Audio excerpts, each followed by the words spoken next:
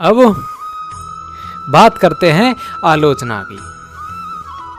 अरे डरिए नहीं, यह किसी व्यक्ति या वस्तु की बात नहीं है। हम बात करेंगे आलोचना की प्रवृत्ति की।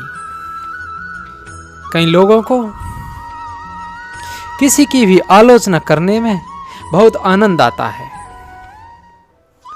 और कुछ लोग तो आलोचना को वास्तविक ही मानते हैं, स्वाभाविक मानते हैं।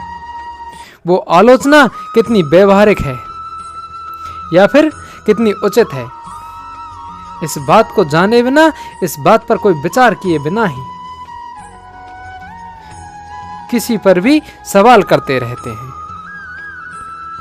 वैसे समाज हमें इस आलोचना का अधिकार तो देता है, और ऐसा आप भी करते होंगे, लेकिन हम यह भूल जाते हैं कि इस आलोचना में आत्मा की आलोचना भी शामिल है। क्या कभी हम अपनी खुद की आलोचना करते हैं? क्या हम अपने कर्मों व कार्यों का विवेचन करते हैं? आलोचना का मूल अर्थ है किसी व्यक्ति या वस्तु के गुण और उसके दोष के बारे में निष्पक्ष रूप से विचार करके, और विचार करने के बाद उसके मूल्य और महत्व आदि का विवेचन करना। लेकिन हम क्या करते हैं? किसी पर एकांगी आरोप लगाते हैं, उसकी निंदा करते हैं, केवल उसकी कमियां गिनाते हैं। उसे ही हम आलोचना कहते हैं।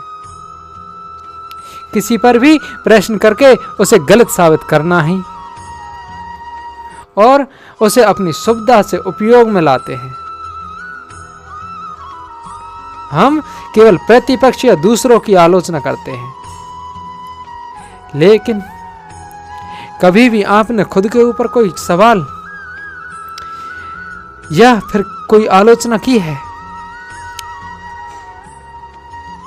हम अपने ना तो आलोचना पसंद करते हैं और ना ही अपने ऊपर कोई प्रश्न, क्योंकि वास्तविक बात यह है कि लोग आलोचना के नाम पर केवल विरोध और निंदा करते हैं, सत्य नहीं बताते। लेकिन आज समाज को सबसे अधिक जिसकी आवश्यकता है तो वो है सच्ची आलोचना या समालोचना की। इसके बारे में महात्मा गांधी जी ने कहा है कि हम अपनी पीठ को खुद तो नहीं देख सकते, लेकिन यदि किसी दूसरे लोग ने उसे देखकर हमें उसके बारे में बताएं तो हम उसे सुनना भी पसंद नहीं करते। यानी दूसरे के व्यक्तिगत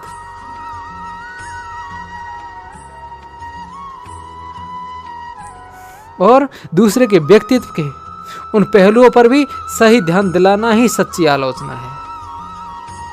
बस हमें इस बात का ध्यान रखना होगा कि हम दूसरे की गलती पर प्रश्न करते समय अपनी कमियों से निश्चिंत नहीं हो जाएं।